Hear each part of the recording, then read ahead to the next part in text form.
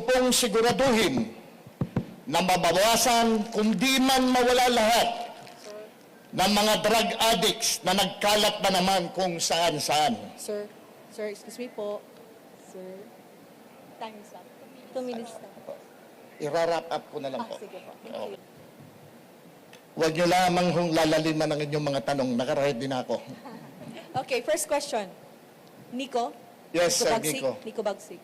Magandang umaga po, sir. Sir, na-mention niyo po dyan po sa speech niyo na you're in favor of rehabilitation po when it comes to the drug addicts po.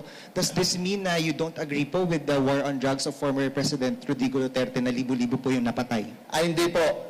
Ako po'y naniniwala doon sa ginawa niya kasi nakabuti dito sa atin. Pero ngayon po, ang sa akin naman, bigyan din natin ng pag-asang ma-rehab yung mga addicts.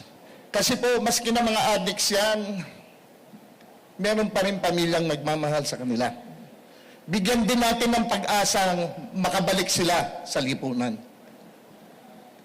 Follow-up na lang po, sir. Paano po natin sila mabibigyan ng pagkakataon na makabalik sa lipunan at kailangan rehabilitate kung napatay na po? Mamatay kayong lahat. Salamat po.